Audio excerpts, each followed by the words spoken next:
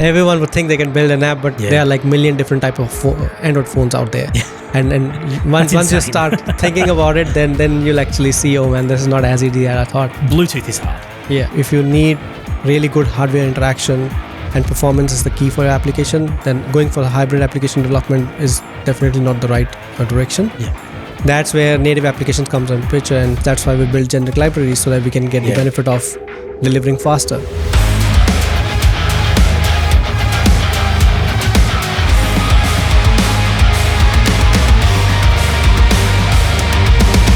Hi, and welcome to the Engineering Triangle, our podcast about how to make the best smart machines and IoT as fast as possible. I'm Ayrton. Today we'll be focusing on how we design native apps for IoT here at Element. I'm here with Ravinder Bhandari, our senior software engineer. I've butchered his name. Ravinder has 11 years experience developing mobile applications for Android and iOS platforms. Thanks for coming on. Yeah. And sorry for butchering your name. Oh, good. No worries. I should know the best when people butcher my name all the time, so I apologise for that profusely. No, always. All good. Yeah, a bit of background about Ravinder. Ravinder is very experienced in mobile applications, sort of progressed through being a developer, senior developer, up into management, working for one of India's largest app developers for Android, primarily, and had applications which had millions of users.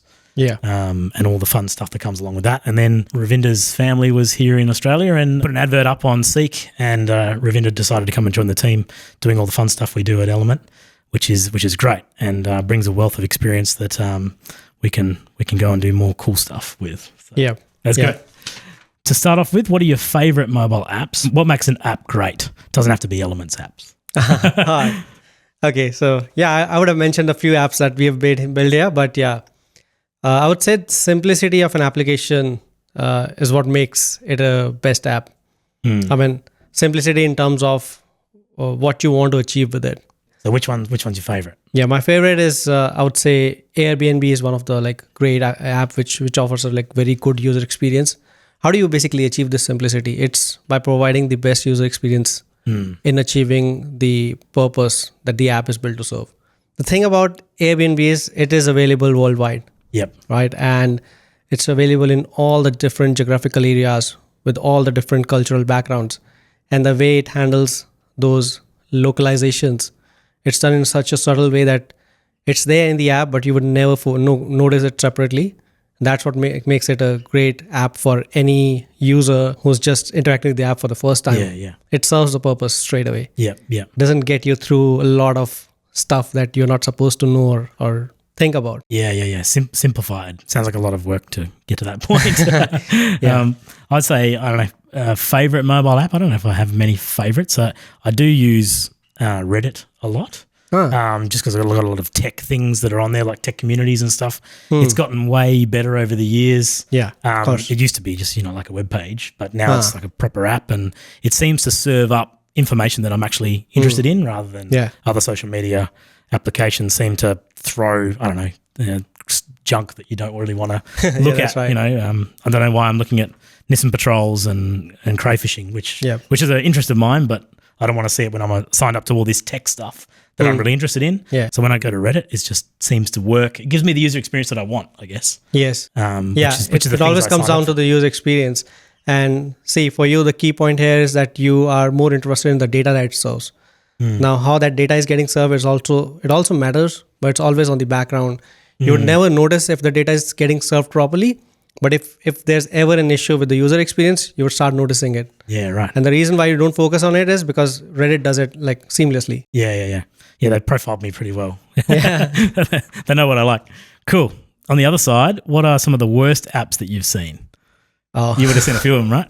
So when you're going from point A to point B, the journey matters a lot. All of that journey is what makes an app best suited for the user. Yeah. So that's what's missing. I would say, okay, this app is not as good, or it could be a lot better. Yeah. I think banking apps make me nervous. Especially we've got a couple of different banks or whatever, like personal and there's business ones or whatever. Some of them feel like it's much easier to find what you're trying to do and make a payment, those sorts of things. One of them in particular, which is my personal bank, or I think it just feels clunky in the way that you're trying to set it up. You got to flick backwards and forwards. It doesn't seem to give you the information you need to be able to make that payment easily to that person that you're paying back $50 or whatever. Makes sense. Yeah. I've noticed that. I think they're more concerned about the security aspects of it rather than the user experience. But I think having both is always good. Yeah, it's good. Yeah. Dave, I found my cup. Do you know where it was? It was in the storage cupboard next door. Just found it, right? Yeah, she found it. Well, we were cleaning out the next door's offices because we're now starting to use the offices. And they went to try and find some old screens for the Raspberry Pis. Yeah. So we're doing this job with WA State Government, which is awesome. We're going to use Raspberry Pis with this shoestring IoT project. Yeah. And we just need like old crappy 1080p screens. So we had a bunch of them in the storage cupboard over next door. And my cup, which was still partially full of coffee, was sitting in there and had been sitting there for months. So anyway, it's been cleaned and it's back. What is the key to developing native apps quickly? So considering the engineering triangle, speed is a major part of any engineering. Yeah. So the key here is we're talking about building native apps. So native apps would always require you to have dedicated resources that work on Android and iOS applications separately. There are different ways of making an app. Like you can make a hybrid app where you would have a common code base that would run on different platforms such as React Native or Flutter that can be used to build applications for Android and iOS both. Yep. But the native applications is the one where you write a dedicated separate code for mobile applications. You have a separate code base for Android, separate code base for iOS, and so on for Windows mobile. So the thing about native application is since you have to build a separate code base and you need dedicated resources, it takes some time. Now, how do you optimize that? How do you make sure that you are able to use some of the logical aspects that you're implementing in different languages and then reuse it for different platforms? So the best way forward that we see and we also implement here at Element is to build applications using generic libraries. So we try to build libraries that can be ported into different platforms. Kotlin multi-platform is one of the great examples of doing that. So we can use Kotlin and multi-platform language to build native libraries for Android and iOS and then import it into the specific code base and then have a single logical layer. So tomorrow if you want to add a new feature, then you can just add it to the Kotlin platform and then import it in different... Yeah, so basically, creating reusable code that can be used in multiple places through the app. Yes. And then also being able to port that same code to different platforms. Yes. Yeah. That's one way forward to make native apps quicker. It is a hard thing to build native applications. Yeah, native applications, we started off, our first application that we made years and years ago for tire pressure sensors. We were just doing it in iOS, Objective-C, back in the day. Then the first production application was ShockWiz, and we did that in Cordova, which is a JavaScript-based language, as you know. And you basically apply it to iOS and Android. Because we were interfacing with Bluetooth, we still had to write specific code modules that would interface with the iOS's Bluetooth system to go out to the ShockWiz device, or the Android. We were using Java, I think, back in the day. We developed the ShockWiz app quickly, but it came with so many compromises. Yes. And a big compromise was the performance. Yes. Yeah. That's always the thing with the hybrid applications. So especially when you want to interact with the hardware, the best performance that you can get is always through the native applications. Even if you are building a hybrid app, let's say using React Native, you would use some plugins. There are definitely plugins available for interaction with the hardware, but they would always be less performant in comparison to the native applications. And if you have to write a specific piece of code that works specially for Android or iOS, you would still have to do that separately. What's the point of having a common code base if you are still writing the specific use cases? Yeah, so in regards to code, the most recently we've been using new coding languages to basically that are more closely aligned, I guess. So the new ones we're using is Swift. So for iOS, it's Swift with Swift UI, and Android with Jetpack Compose. Yes, that's right. And so the structures of those code bases are more closely aligned, so that the modules within the code are basically on par with each other from iOS and Android. So that was something we learned. It's obviously new, but from probably 4 or 5 years ago, and has gone to production now in a few apps that we're developing. And we have had certain engineers who can do both, who can do iOS and Android natively across both coding languages, but still have your preference. People have their preference, right? Like, you're an Android guy. Yeah, I would say the other key to having to developing native apps quickly would be the UI aspect, right? having engineers do any sort of UI work or having to interpret specifications to then create a UI is probably a waste of their time, first of all. So we are using Figma these days to basically do all of our mock-ups. And the mock-ups are basically pixel perfect. And the information can basically be pulled out of that Figma mock-up directly into your UI, Jetpack Compose or Swift UI elements. Previously, we were using Adobe XD, which is very similar to what Figma is now. Figma is obviously web-based, and the collaboration is seamless as well. So, when you work with Catherine and Nicole on Figma and UI-based things, what's the workflow? You're talking about Figma designs that we get from the design team, right? So they gave us a good understanding of what the client wants to envision or what the end product would be, how we want to envision the application. That gives us an idea of what the user journey should be, how the components should be designed. So we get a clear understanding of what all components we need, what should be the text sizes, what should be the font styling, what should be the coloring, and we can design all that theme-related components within our application. Because all those things are part of your code base, right? So so that theme and having those consistent components that have been reused go hand in hand with the code reuse. So how do we do that reuse actually? We have designed a library, which we call Element UI. That library has all the generic components that there can be in any application. We've designed more than 70 components in there. Now we've designed this library in a way that whenever you want to create a new design theme for a new client or maybe a new application, you can just put in those theme configurations, like what font styling you want, what font sizes you want for the headings, what font sizes you want for the body, and what coloring you want. All the schemes can be defined within the theme configuration itself. Once you do that, your components are already designed, and you've saved a lot of time in building all those UI components again. You just have to work on the page design. That's it. So the process usually is client comes to us with some requirements. Usually they've got some sort of hand sketches or mock-ups that they like. We then go into Figma, detail exactly the screens out, the exact workflow. So every single screen, every single tap, to a degree, depends on the level of complexity the customer wants. But usually we'll emulate every single screen. And then what we are now doing is reusing those Figma UI elements and applying a theme to them, which will be colors and fonts and stylings, as you said before. And then reusing those components. Those components visually in Figma are already aligned with your code base. So for us to be able to do fast and good and low cost, we have to have done a load of work in the background to be able to create these libraries, which then allows us to turn around an app development really quickly, also consistently, and engineers don't have to worry about what this thing looks like. They literally take the pixel perfect position of those things, apply them into the code. And there's even tools now where, I'm not sure about iOS and Android, but from Figma, we were basically being able to export directly specific pages where the assets were being placed into. So we did some proof of concepts with a client a number of years ago where we were trying to automate that process. It was hard and it kind of worked, but it didn't really work. Figma does that for mobile applications as well, but I think it works with the Java and Kotlin implementation of Android and Swift of Xcode. I'm not sure if they still have the support for Jetpack Compose and Swift UI. Right. But you can directly export the code from the Figma and copy it. Cool. Apps are a lot more effort than a lot of people think, especially apps that are performant. And everyone gets frustrated at their phone. I mean, everyone would think they can build an app, but when you actually start making one and you push it out in the market, you would notice what all different screen sizes you want to support. There are like million different type of Android phones out there. And once you start thinking about it, then you'll actually see, oh man, this is not as easy as I thought. So there are a lot of things happening in the background. That's crazy.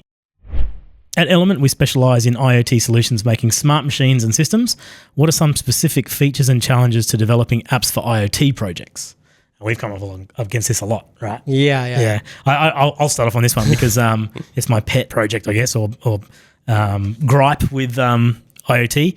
Bluetooth is hard. Bluetooth seems easy. You can interface with a microcontroller that could cost you $3. You know what I mean? But you only get a certain amount of data that you can basically send, and you've conquered this now. Yeah. But early on when we first made the first ShockWiz, you get something like, I think it's 20 characteristics, and those are read or write or read write, and the device sort of holds those characteristics from the phone. You can read them, you can write to them, or you can have like a bi-directional communication. You can even get notified on those things. So when we first made the ShockWiz, we had things like pressure, statistics, things like that. Each one of them had a different characteristics, and we used up all of those 20 characteristics pretty quickly. Once we wanted to do more and more important or impressive things or critical things to the project, we ran out of characteristics. So we had to end up creating a pretty complex sort of bi-directional communication system using 2 characteristics.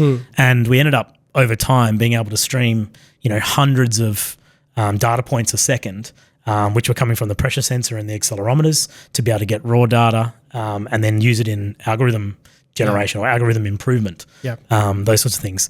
But that process is really hard. And especially when you're interfacing with a device that has its own firmware, the firmware may have its own delays or bugs or things like that. On both sides of the, firmware and the Bluetooth device, you may be being affected by a code part of the code base you're not seeing. So collaboration between the device, the person coding the device and a person creating the app is super important. And I think it would be very, very hard unless the Bluetooth product that you're working with is very mature and has a very good code base and you're only doing the app. It may be quite hard to do novel things via Bluetooth. So and the other part about IoT for me is you're always involving data. And data could be slow, it could be fast, whatever it is. You've still got to be able to transfer that information, and you've got to be able to do some level of control. So the user has to have some sort of input that exchanges information, or the user takes information and then does some sort of input to change the system.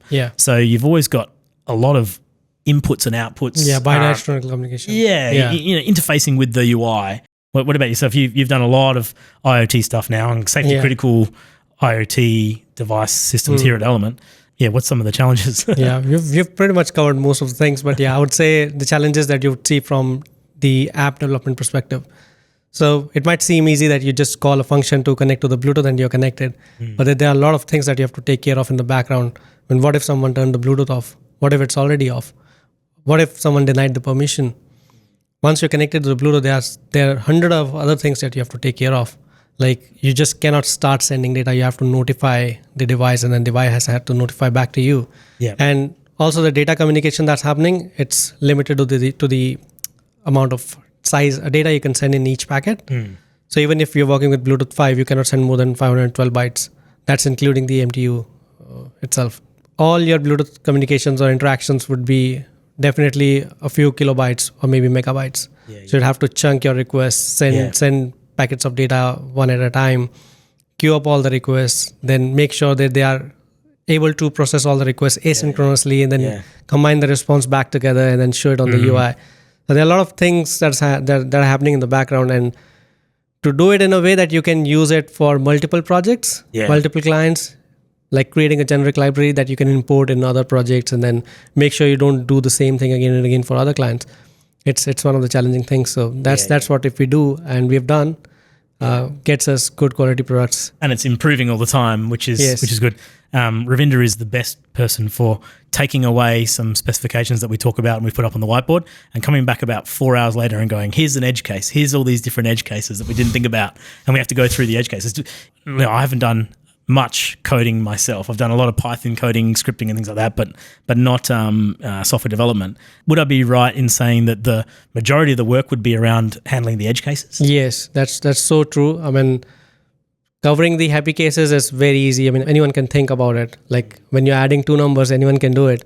But when you think about the edge cases, like someone's trying to add a number to a string, or someone's trying to divide a number by 0, these are the edge cases. These are like very small one, but now look into this edge cases handling from Bluetooth perspective. What all edge cases there would be like? There'll be endless scenarios and situations that you can get into. Apps are hard. Software's hard. My preference is mechanical and electronics. For IoT applications, is it better to build apps natively or use cross-platform tools? It depends on 2 things. See, everyone wants their product to be built faster so that they can build it in low cost.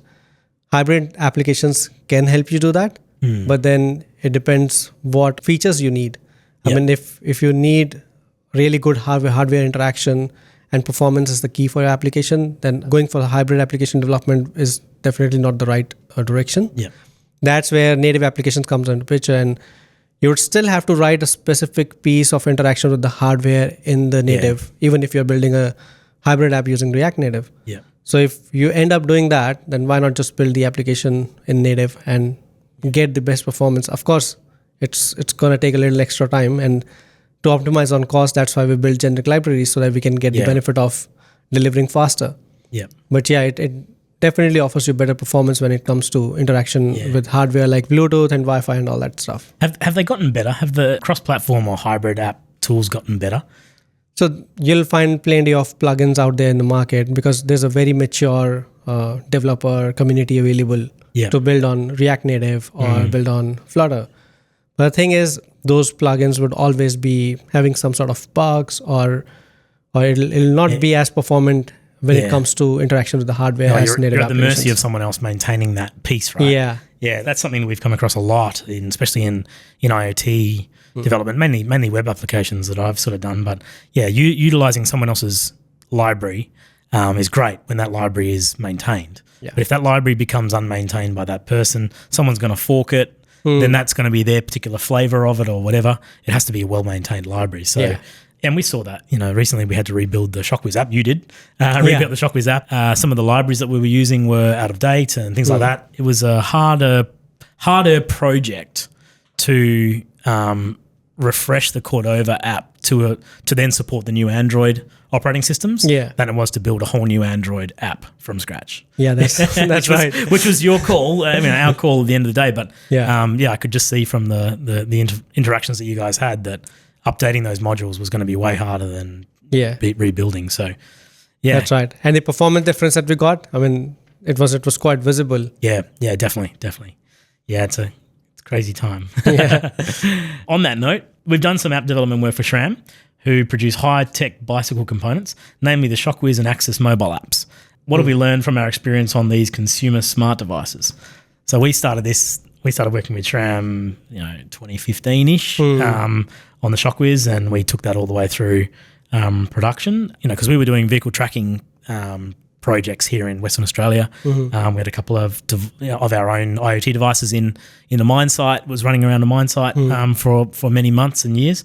And from that sort of vehicle tracking, we got the opportunity to work with SRAM on their AXS system. So we initially, Axis was basically to visualize ShockWiz events on a map. And, the events that we were creating for vehicle tracking was like bumps and corrugations and harsh turning events, harsh braking events. So those events we had already visualized, and we were then going to do it with ShockWiz. And we were able to do that as a proof of concept. But then from there, that progressed to, if we can do that for ShockWiz, that's great. But SRAM's got all these other Bluetooth devices, and more and more of them were coming online.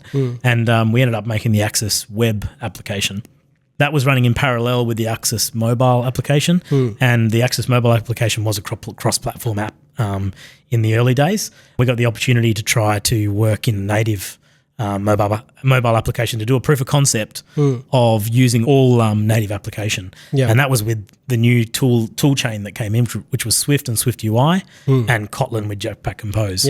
We did all those things. A lot of this learning that we've had along the way has been shared with our customers, and we've done that work with them. Also, choosing the technology platform wisely depending on what the application is doing. And in our case, it's always been smart devices and IoT. So you want to have the best performance or the best interaction with Bluetooth. That's been pretty interesting for me. But you've come into it late in the piece in Element. You've been in a couple of years. What have you learned about the SRAM apps that we've developed? I mean, this is like a totally different experience, I would say, because when you're working at scale, you get to focus on a lot of things that you would not think about normally. Especially if your product is being used by like millions of people. There are a lot of use cases or edge cases that you would not be able to identify when you're doing all sort of testing and development. Yeah. So that's one thing which you have to definitely focus on, especially. Yeah. I remember actually on that with the ShockWiz, when we first released the ShockWiz app, we had like a number of different supported Android versions, and then you get the analytics come back from the app to Firebase, and you can log into the Firebase and you can see when things are crashing, and people can send crash reports and stuff like that. Yeah. And we were looking at basically the bell curve of the distribution of people working within from different operating systems. Yeah, different operating systems. And there were some people that were using like really old, I think it was like Android 4 or something like this. And we're kind of like, well, there's a certain amount of effort to keep maintaining this app to that level. Yeah. If we were to upgrade it, a couple of levels, we might lose 20 people, but the other 200,000 or something like that, people in a particular app, not particularly ShockWiz, but different apps we've done, will benefit. So you basically get these analytics come back, and you get a distribution of things where you can basically make a choice. Yeah. And there may be crashes and things like that depending on different versions that you're using, and you have to make a hard decision at some point to say, well, these people are actually using too old of a device. Yeah, because back then Android system itself was evolving, and then if you couldn't support a very old version of the operating system, it's mainly because if you're still trying to support it, it's mainly because you're still using some older functions. Yeah. But if you drop a few of those versions which are like very rarely used, then you can get the benefits of all the new updates in the Android. Yeah. The other thing that comes to mind as well is UI components as well. So obviously I've done a lot of the UI work along with Catherine here.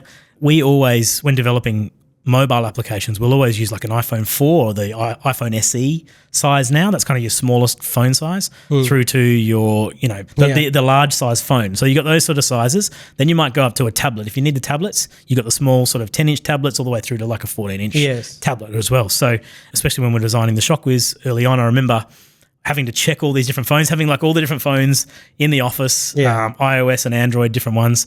We went and bought Android phones from Walmart, which were like $50, and then you have your high-end Samsung ones, all different sizes, and you'd basically physically test. You'd put the app onto all those things, and you'd say, okay, where are all the UI components? Is anything squishing up? That was always the hardest part. Was you would design for your primary phone, which would be your like iPhone 15 Pro standard size, and everything would look beautiful. But when you go to the smaller size or the bigger size, things get strung out. And I remember the guys having challenges to basically create the code in such a way that everything fit and scaled and correctly without having to make a specific code base for each particular screen size. And Android's even worse, right? Yeah, I mean, even if the screen size is same, there could be different resolution. Yeah. So you have to take care of the density pixel that the screen resolution uses. Of course, Android supports some certain ways of doing it, but it's still not that easy as it looks. It's challenging. Yeah, I can imagine. Yeah, SRAM's a great client to work with. They've given us some crazy freedom to do things, and it's been fantastically beneficial for them as well. So all that system that we created, which was generic reusable components, is actually part of their Access mobile app now. We did all the proof of concept for that, and initially did all of the settings systems, and we help them maintain it every now and then. Primarily we're working with the Access web application, as you know. And I think they've always trusted us with our calls. Like when we suggest certain things, they always go for it, and then they understand, okay, we know the system better. Yeah, long-standing relationship with people who understand tech is easy to have those conversations. But yeah, you don't learn it until you do it. So it's a hard place to play. We designed Koodaideri's HydraTune system for hydraulics technician safety. Part of that system was a native tablet app, SafeAdjust, to perform remote adjustments out in rugged conditions. How did you and your team approach this project? So that was your first big element engineering IoT app project. It's a critical one as well, because if that device malfunctions, it could be as dangerous as the previous when people were adjusting these high-pressure hydraulic systems by hand. The system has to be safety critical, and the communications from the device and the firmware, between the tablet and the firmware on the device, are critical in making those critical adjustments. So you were integral in making all of that happen. How did you go about it? Yeah, thanks for saying that. But I think it's your trust on me that you led me to take all the decisions. I mean, I came to you with this idea of building this library that we can use for Bluetooth interactions, and you totally supported it. Yeah. and it has gone like into good Because direction for us. it's the only way we can do it fast and low cost. And we've been there before. We were going down that path anyway, and we had to spend the time and the money to do that internally, which is it's something that we needed as an asset that we can provide to our customers. Yes. You've implemented it for HydraTune, and then along the way, you've basically improved it, right? So you've seen it, you've implemented it, you've put the HydraTune layers on top of it, which is what the customer pays for. And then as we figure out what the limitations are, you're then going and improving it in the background, right? Yes, 100%. HydraTune became our first testing ground for the Element Sync Bluetooth interaction library. And that's where we figured out what all improvements it needs, and we did that on the go. We wrote a custom layer for the HydraTune that has HydraTune specific endpoints that the device interaction would need. Yep.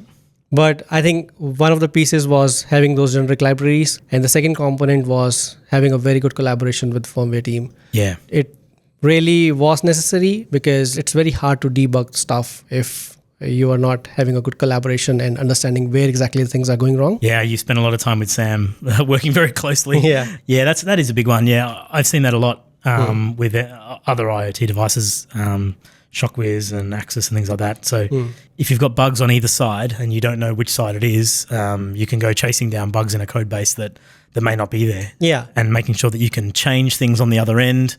That, it comes down again to decreasing cost and increasing speed. Yes. Yeah, you could solve it by doing some more code over here, but if it's easier to change the code on the other side that gives you the advantage, then why not do that? And that only comes with having an integrated team that works across those multi-disciplines. So again, we do things the hard way here at Element because we really want to do the best we possibly can. Yes. And you can't do that without having the full control of the ecosystem. Yep. SafeAdjust was a great one, and they're out there now with devices in the field being actively tested in operation. No news is good news, which is great. It's doing its job and it's doing it really well. It's really hard conditions, ruggedized tablet in a steel structure, big machine, having good, reliable Bluetooth communications from the cab of the truck all the way down to the device with a large antenna is challenging. We've got the ability to update those devices with firmware updates and things like that, and the improvements that we're creating, learning over time, doing more and more projects is being rolled out as well, which is awesome. I see you and Cigar working really well. He's come from sort of an iOS background. Now he's doing more Android stuff because we're doing a lot more Android work. Do you have a lot of tests or things like that you use in creating the app to facilitate things or to expedite work? Yes, we do test-driven development to make sure that we have covered all the edge cases, especially when it comes to app like SafeAdjust, where the synchronization or communication of the device is very critical. That's where we have added a lot of test cases, and especially testing for the interaction library itself. So we put that pieces in and made sure every interaction or communication with the device is happening seamlessly, and we have added a lot of fail-safes on top of it. We've tried to make sure that even if there's a packet that gets lost, how do we tackle that? So all those things we encountered while we were doing all the testing and writing those test cases, and that's how we got to that stage. Yeah, and you've also got like the devices on your desk, right? Like we've got the dissected device. It doesn't have all the casings and stuff, but it's the circuit boards with all the antennas, actually with a stepper motor doing its thing. So you're actually interfacing with real devices when you're doing your testing. So we've got a dedicated device in our system that's like dissected, and we can actually work with it and see if everything's working fine. And if just in case something's not working, we'll go to firmware team, we'll talk to them about it. Okay, this is some issue, maybe it's on our end. That's a good thing about collaboration here, because we don't try to blame others. We always say, okay, it might be something wrong on my end. If I talk to Sam about it, he would say, oh, maybe something's wrong on my end, but then we debug it together and we figure out what's wrong. Yeah, that's the only way in IoT. We're currently working on our very own data logging control system, Cranio, to make it cheaper and easier for everyone to develop their own IoT solutions. What are some of the generic libraries we've developed as part of the ecosystem, and how will that affect the future of developing apps for IoT? Well, we've kind of said it already, right? All of those things that we've been trying to do for customers, and the work that we've had to do in the background has just culminated in this Cranio ecosystem. So the Cranio ecosystem is primarily, electronics, a library of electronic subsystems that we know work, firmware that is basically a control system, operating system and drivers for each one of those electronics, and the communications with our own communication protocol to basically, work between device to device, device to app, device to web, those sorts of things. It's then the web application, so the web backend and the web front end, and also your app ecosystem, those generic libraries you talked about before. But one big key to the whole system working is that early on we made the decision that we would speak the same language. All the devices in the whole system would speak the same language, from device to device, from device to app, from device to backend, and then, app to, say, backend or whatever. So we're using protobuf libraries, one of Google's code bases, for intra-device communications, where it basically breaks it down into different endpoint descriptions and compresses it into the most compressed format we can send. That gives us the advantage of not having the data overhead and also the latency that comes with it. But then those devices can easily be talking to each other. And Sam and I have made that decision years ago, 2018 or whatever it was, to basically say that we're going to have one coding language. And it's been really hard, to be honest. Having different people coming in and having their opinion about using JSON and this and that. I think you're one of the first developers we've had on board where you've said, yep, this is the way forward as well. Everyone's on board with it and we're all going to speak the same language. But it has been a challenge, right? Definitely. When you're building something in a generic way, you have to think about 100 other things that might not matter at that point of time, but it'll definitely be helpful when you want to scale your system. So building things generic way is always hard, it's always difficult, it's always complex, but it'll always serve more purpose than just one client or one app. That's why it's difficult, but that's how it's also cost effective. So the Cranio ecosystem we've got facilitates, a couple of different things for us. First of all, it gives us some assets we can use in client jobs, which we're already using. Secondly, it gives us an ecosystem that is a starting point for certain projects that wouldn't have the funding and time to be able to develop something completely from scratch. Those customers that do want to develop something completely from scratch, great, we're happy to facilitate that and do that for them like the SRAMs of the world. But if we can get to a starting point immediately and use the Cranio system as a starting point, that's been really advantageous for us. And obviously we've had to put in years and years and years. I think it's something like 17 man years of effort that we've accumulated in doing this across the whole ecosystem. But it allows us to help people a lot faster. And thirdly, yes, we are trying to develop our own product line that's going to use all of this, and it will be a generic IoT data logging control system that we're sort of showing everyone as we go. And it uses all of these best practices principles that we are trying to implement with our clients. But worst case scenario, if that never works out, we've satisfied the other pieces. But in doing all of this and going more towards our own product line, and we are getting closer and closer, and it is working amazingly, it's just teaching us everything we need to know about doing it better. And it just keeps getting better and better and better. And it's starting to cover all of those generic use cases like you're talking about. There's many aspects to it, but those generic libraries and having systems that you can help maintain and improve seem to be the theme, not only in software but electronics as well. When we use the same subsystem, every chip has a bug. So, once you use it once, you sort of figure out, okay, that's the bug, I'm going to improve that. Then you use it as a library component for the next project. It might be makes sense. Wi-Fi, Bluetooth, cellular, certain microcontrollers for certain things like high-speed microcontroller or a low cost, Bluetooth only microcontroller. But you end up understanding and learning exactly what works for that piece of the puzzle. And then when you apply it in different situations, it has to be tailored or it has to be, changed for some nuance. So it sounds exactly the same with the code bases that you're doing. Yes, that's just exactly the same. I mean, you would want to improve your code base. You would want to make it even more mature, cover all the edge cases that you might have missed a few times back. But then that's just one aspect of it. The other aspect is keep on adding more or new functionalities, new features to it as you identify them. Like Bluetooth interaction is one of the key things we've covered, but we're also covering Wi-Fi interactions. We're also covering API interactions with the backend.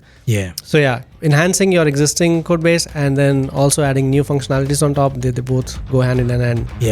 That's how you mature your ecosystem. Well, it's the only way we can help people do things faster and cheaper. So cost effective. I'll say cost effective.